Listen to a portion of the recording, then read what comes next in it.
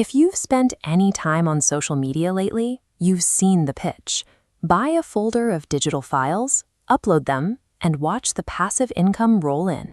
This is private label rights, or PLR. It's a licensing framework where you purchase pre-made digital assets, like ebooks or templates, and get the legal right to edit and resell them as your own. But because the barrier to entry is so low, thousands of people have access to the exact same files, burying the marketplace in a baseline of identical, unedited junk. This chart shows the disconnect. While the hype trajectory for passive income suggests a moonshot, the reality for sellers who upload raw, unedited files is a flat line of zero sales.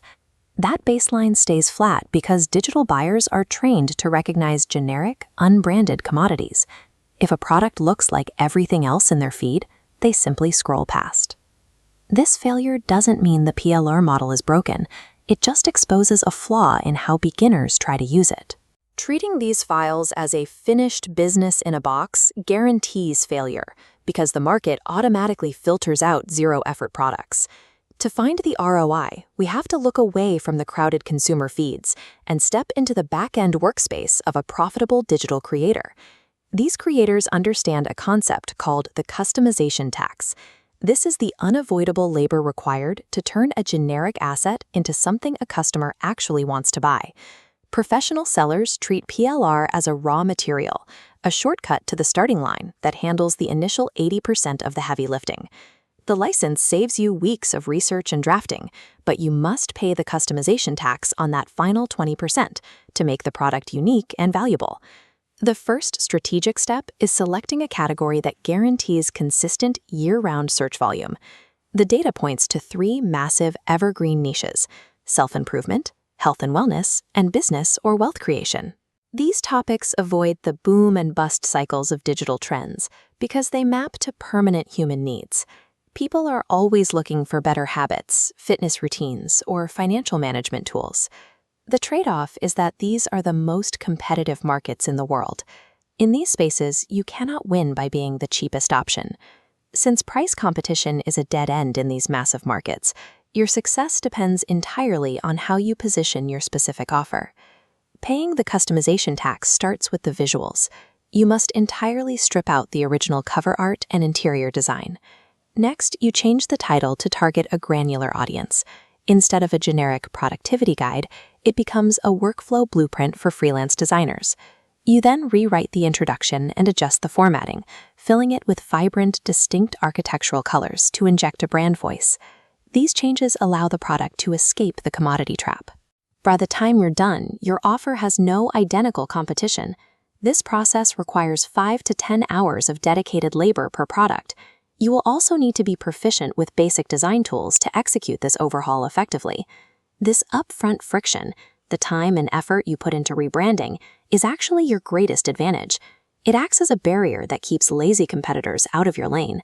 Once you have built a highly customized product, you can use the value multiplier to move beyond single-digit pricing.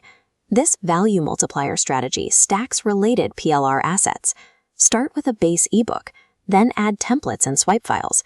Fusing these specific tools into a ready-made package removes the friction of implementation, supporting a premium price. This strategy requires more upfront capital to buy multiple licenses and the strategic time to link them together into a logical flow. That initial investment absolutely pays off. Bundling transforms these generic digital files into comprehensive offers that support a much higher price point. The final part of the ROI equation is deciding where your optimized product will actually live. Selling on Etsy gives you immediate access to millions of high-intent buyers who are already searching for productivity and organization tools. The downside is the platform's control. You will pay significant transaction fees, and you won't truly own your customer list. Conversely, a Shopify store gives you total brand control and long-term equity, but you have to generate every single visitor yourself through ads or SEO. Your platform choice dictates your business model. You either pay for customers through marketplace fees, or you pay for them through your own marketing spend. Success in 2026 requires aligning your current constraints with the right product architecture. For a beginner with more time than money, focus on practical assets like niche digital planners and leverage Etsy's organic traffic to build momentum. As shown in this strategy matrix, an intermediate marketer should focus on bundling AI prompt packs with done-for-you templates. These are high-utility items that sell quickly on fast checkout platforms. If you are building an authority brand, use heavily rebranded PLR courses as lead magnets or mid-ticket upsells within your own Shopify funnel. Ultimately, the most effective way to use PLR is as a leverage tool. It allows you to scale your production far beyond what you could create from scratch.